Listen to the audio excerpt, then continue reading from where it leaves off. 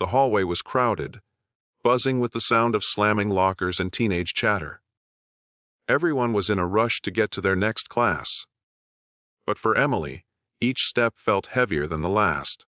She kept her head down, clutching her books close to her chest, hoping no one would notice her. Emily wasn't just shy. She was practically invisible. At least, that's how she wanted it. In a school full of loud personalities and confident kids, she preferred the shadows. But shadows can't protect you forever.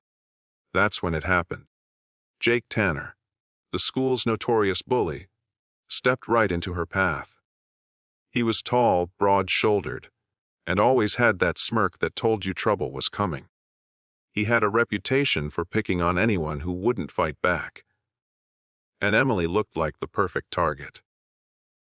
"Watch where you're going, Mouse," he said, snatching the books right out of her hands. Pages fluttered to the floor like wounded birds. A few kids slowed down to watch, but no one intervened. Everyone knew Jake's temper. Emily froze, her pulse quickening. She didn't like confrontation. But something about the way Jake grabbed her arm next made her heart pound. Not with fear, but with something else. "Hey," she said, louder than she meant to. It startled even herself. Jake's grin widened. What was that? Did the mouse just squeak? Before she could pull away, he gave her a shove against the lockers. Gasps echoed down the hallway. Emily's palms pressed against the cold metal. Her breathing became steady. Something inside her clicked. 10 seconds. That's all it would take. She turned her head slowly, locking eyes with him.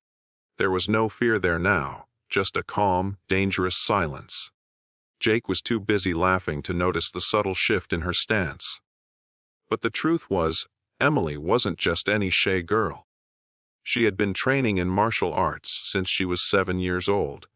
Her father, a former military officer, had taught her discipline, control, and self-defense. And she had promised him she'd never use it unless she had no choice. Today, she had no choice. When Jake reached for her again, she stepped aside with precision, his arm missing her entirely. In one swift motion, she twisted his wrist, guiding his own momentum until he was forced to his knees, his face inches from the floor. His friend's laughter died instantly. What are you doing?" Jake barked, but his voice cracked. "Let go of me," Emily said firmly, her grip still controlled but unshakable. "And don't ever touch me again." Jake tried to jerk away, but she tightened the hold just enough to make him wince without causing injury. After exactly 10 seconds, she released him and stepped back. Her books were still scattered across the floor, but now everyone's eyes were on Jakey. Not her. He scrambled to his feet, his face red with embarrassment, muttering something under his breath before storming away. The hallway buzzed again, but this time with whispers about the quiet girl who took down the toughest bully in school without even breaking a sweat. For Emily, it wasn't about revenge. It wasn't about showing off. It was about proving, to herself, that she didn't have to be invisible to survive. The next few weeks were different.